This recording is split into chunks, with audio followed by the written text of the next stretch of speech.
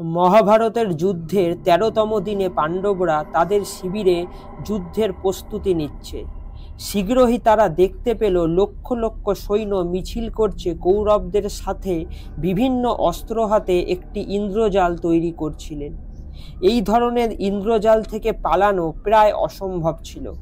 পাণ্ডবদের জন্য এটি ছিল কঠিন পরীক্ষা। তারা ভীত হয়েছিল। তখন একটি ১৬ বছর বয়সী ছেলে তাদের সামনে দাঁড়ায়। তিনি বলেন, এই চক্রবিহু আমি ভেঙে দেব। সে এগিয়ে গিয়ে গোলকধাঁধার কাঠামোতে প্রবেশ করল, কিন্তু তা ভাঙা এত সহজ ছিল না। এটি একটি সাধারণ কাঠামো ছিল না, এটি ছিল গুরু দ্রোণাচার্যের সুচিন্তিত কৌশল দ্বারা তৈরি একটি জটিল কাঠামো, একটি এমন ষড়যন্ত্র যাতে সমগ্র পাণ্ডব বাহিনীকে চূর্ণ করে দিত, একটি কাঠামো যা এখনও যুদ্ধের কৌশলে সবচেয়ে বিপজ্জনক বলে মনে করা হয়। পিতামহ ভীষ্মের মৃত্যুর পর সমগ্র কৌরব বাহিনীর ভারসাম্য নষ্ট হতে থাকে। দুর্যোধন হতাশায় ভরে গেল। তখন গুরু দ্রোণাচার্য কৌরব বাহিনীর নেতৃত্ব গ্রহণ করেন। তিনি দুর্যোধনকে প্রতিশ্রুতি দিয়েছিলেন যে তিনি পাণ্ডবদের বড় ভাই যুধিষ্ঠিরকে বন্দী করে নিয়ে আসবেন। এই যুদ্ধ একেবারেই শেষ হয়ে যাবে। পরের ২ দিন দ্রোণাচার্য অনেক কৌশল করেন, কিন্তু প্রতিবারই অর্জুন সহজেই তার প্রচেষ্টা থামিয়ে দেন। গুরু দ্রোণাচার্য জানতেন অর্জুন থাকতে তিনি যুধিষ্ঠিরকে কখনো বন্দী করতে পারবেন না, আর সেই জন্য সে বড় ষড়যন্ত্র তৈরি করেন। অর্জুন ও তার সারথি শ্রীকৃষ্ণ যুদ্ধক্ষেত্র থেকে চলে গেলেন। এরপরে তিনি তার পরবর্তী পাশা নিক্ষেপ করেন। তার নির্দেশে সৈন্যরা যুদ্ধক্ষেত্রে গোলকধাঁধার রূপ নিতে থাকে। এটিতে ৭টি বৃত্ত তৈরি হয়েছিল, ঠিক যেন গোলকধাঁধা। যুদ্ধের কৌশলের মধ্যে সবচেয়ে বিপজ্জনক চক্রব্যূহ। চক্রব্যূহ শব্দটি ২টি শব্দের সমন্বয়ে গঠিত।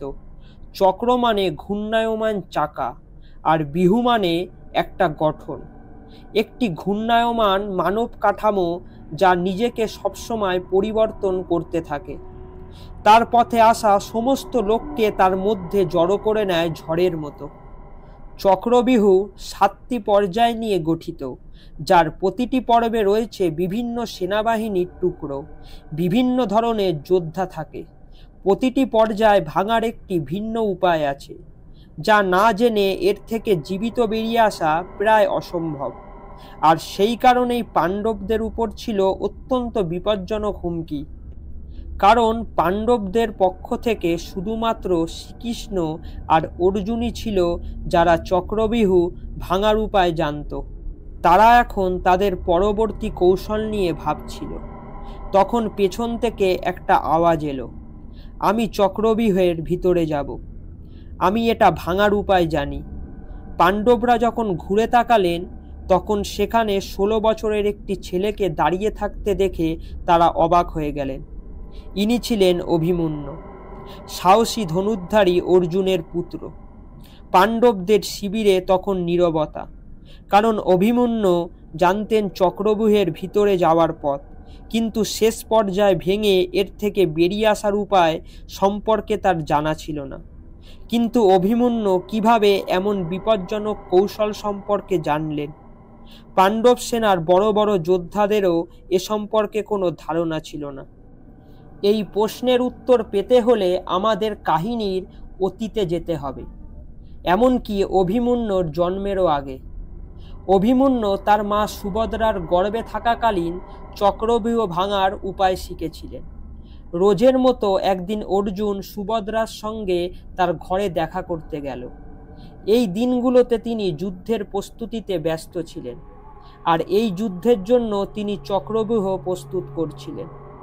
সবকিছু বর্ণনা করতে করতে অর্জুন দেবী সুভদ্রাকে চক্রব্যূহের কথা বলতে লাগলেন। অর্জুন চক্রব্যূহের প্রতিটি পর্ব একে একে ব্যাখ্যা করছিলেন এবং প্রতিটি পর্ব ভাঙার উপায়ও বলে দিয়েছিলেন। কিন্তু শেষ পর্যায়ে এসে তিনি দেখলেন দেবী সুভদ্রা ঘুমিয়ে পড়েছে। অর্জুন একটু হতাশ হলো যে সে কোনো কারণ ছাড়াই এত কথা বলছিল। তিনি ভাবলেন সুভদ্রা নিশ্চয়ই অনেকক্ষণ ঘুমিয়েছেন, এই ভেবে সে চলে গেল। কিন্তু তিনি জানতেন না যে দেবী সুভদ্রা ঘুমিয়ে যাওয়ার পরেও তার গর্ভে বেড়ে ওঠা অভিমন্যু অর্জুনের সমস্ত কথা শুনেছেন। আর এই কারণেই অভিমন্যু চক্রব্যূহের 7টির মধ্যে মাত্র 6টি পর্যায় ভাঙার জ্ঞান ছিল। যেহেতু অভিমন্যু চক্রব্যূহে যেতে পারতেন, সেখান থেকে বেরোতে পারতেন না, তাহলে একা প্রবেশ করা তার জন্য বিপজ্জনক। তাই সিদ্ধান্ত হলো যে অভিমন্যুর সাথে সমস্ত পাণ্ডব ও অন্যান্য যোদ্ধারাও চক্রব্যূহে প্রবেশ করবে, যাতে অভিমন্যুর কোনো বিপদ না হয়। কিন্তু অচিরেই পরিকল্পনা ব্যর্থ হতে থাকে। দ্রোণাচার্য অনেক ভেবেচিন্তে চক্রব্যূহের নকশা করেছিলেন। বাইরের পর্বে বিভিন্ন সৈন্য ছিল। কেউ হাতে বর্ষা নিয়ে মাটিতে দাঁড়িয়েছিলেন, কেউ কেউ তাদের হাতি ও ঘোড়ায় চড়েছিল। দাবা খেলায় যেমন বাইরের স্তরে পদাতিক সৈন্যরা থাকে, তেমনি চক্রব্যূহের বাইরের স্তরে কিছু সাধারণ সৈন্য ছিল। তাদের কাজ ছিল যোদ্ধাকে চক্রব্যূহে প্রবেশ করা থেকে বিরত রাখা। যদি একটি পর্ব ভেঙে যায়, তবে এই সৈন্যদের কাজ ভিতরে যাওয়া যোদ্ধাকে ধরা নয়, তাদের পিছনে থাকা বাকি সেনাদের সাথে লড়াই করা। প্রতিটি ক্রমবর্ধমান পর্যায় আগেরটির তুলনায় আরও জটিল ছিল। সেখানকার যোদ্ধারা আরও বেশি ভয়ঙ্কর ছিল এবং শেষ পর্যায়ে কৌরব বাহিনীর সবচেয়ে দক্ষ, শক্তিশালী এবং বিপজ্জনক যোদ্ধারা সেখানে ছিল। শুধু তাই নয়, দ্রোণাচার্য চক্রব্যূহের নকশা এমনভাবে বানিয়েছিলেন যে চক্রব্যূহে একজন সৈনিক মারা গেলেও আরও একজন তার জায়গা নিতে প্রস্তুত হবে। এই সমস্ত পরিকল্পনা নিয়ে তৈরি করা চক্রব্যূহ পাণ্ডব বাহিনীকে গ্রাস করার জন্য পুরোপুরি প্রস্তুত ছিল। পাণ্ডবদের পরিকল্পনা একেবারে সঠিক বলে মনে হলো। অভিমন্যুকে নিয়ে চক্রব্যূহ যাবার জন্য পুরো সৈন্যবাহিনী প্রস্তুত ছিল, কিন্তু কৌরবদের উদ্দেশ্য ছিল অন্য। চক্রব্যূহের প্রথম পর্বে পাণ্ডবরা জয়দ্রথের মুখোমুখি হল। জয়দ্রথ একজন অত্যন্ত বিপজ্জনক যোদ্ধা, যার অনেক অস্ত্র ও বর ছিল। অভিমন্যু প্রথম পর্ব ভেঙে চক্রে প্রবেশ করেন, কিন্তু ভীমের নেতৃত্বে যে পাণ্ডব বাহিনী এগিয়ে যাচ্ছিল, জয়দ্রথ তাদের প্রবেশের কোনো পথ দেননি। চক্রব্যূহে সৈন্যদের অবস্থান প্রতিনিয়ত পরিবর্তন হতে থাকে। তরবারির শব্দ সর্বত্র প্রতিধ্বনিত হচ্ছিল, আকাশ থেকে তীর বর্ষণ হচ্ছিল, চারদিকে রক্ত বইছিল। একটি রক্তক্ষয়ী যুদ্ধ চলছিল। অভিমন্যু একাই চক্রব্যূহের গভীরে প্রবেশ করছিলেন। পর্যায়ক্রমে বাড়তে থাকে সৈন্যের সংখ্যাও, আর সেই সঙ্গে অভিমন্যুর অসুবিধাও। ষষ্ঠ পর্ব অতিক্রম করার পর অভিমন্যু সবচেয়ে কঠিন পর্যায়ে পৌঁছায়, যেখানে কৌরবদের একটি বিরাট অংশ তার জন্য অপেক্ষা করছিল। তবে অভিমন্যু কম ছিলেন না। এই পর্বে প্রবেশের সাথে সাথেই তিনি অনেক মহান যোদ্ধাকে পরাজিত করে ধুলোয় মিশিয়ে দেন। বজ্রপাতের মতো এই পর্বটি চিরে অভিমন্যু কৌরবদের ছোট ভাই দুঃশাসনের মুখোমুখি হয়েছিল। উভয়ের মধ্যে প্রচণ্ড যুদ্ধ হয়, কিন্তু দুঃশাসনের মতো মায়াবী যোদ্ধা অভিমন্যুর সাহসিকতার সামনে দাঁড়াতে পারেনি, আর সেখানেই তিনি অজ্ঞান হয়ে যান। এই খবর দুর্যোধনের কানে পৌঁছালে তিনি ক্ষিপ্ত হয়। যুদ্ধের সমস্ত নিয়ম ভুলে গিয়ে তিনি সমস্ত কৌরবকে অভিমন্যুকে একসাথে আক্রমণ করার নির্দেশ দেন। এখন অভিমন্যু কৌরব বাহিনীর সবচেয়ে দক্ষ যোদ্ধাদের মুখোমুখি হয়েছিল। দুর্যোধন, কর্ণ, অশ্বত্থামা, দ্রোণাচার্য, কৃপা ও কৃতবর্মা।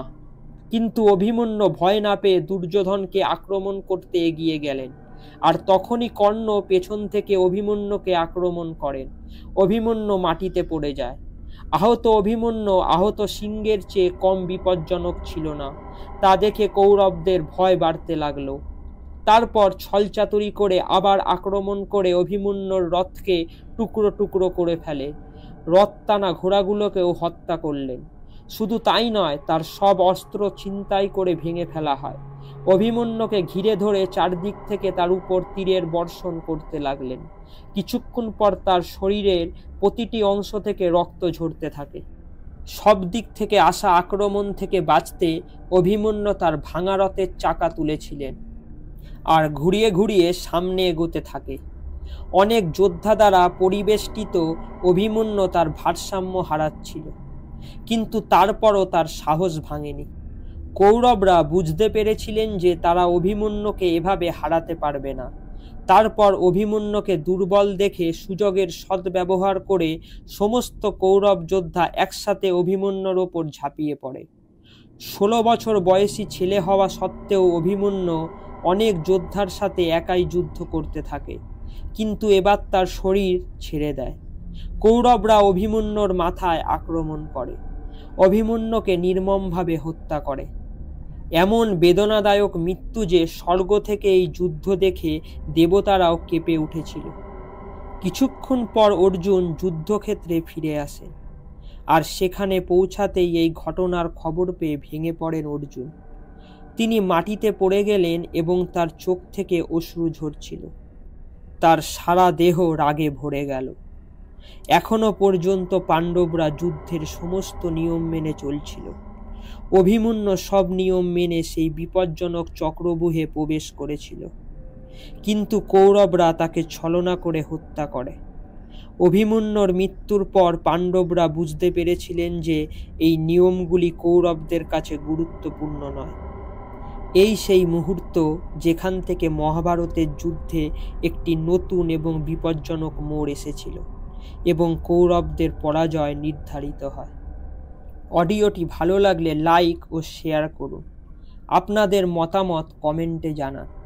আর এরকম আরও মহাভারতের কাহিনী জানতে অজানা রহস্যকে সাবস্ক্রাইব করুন।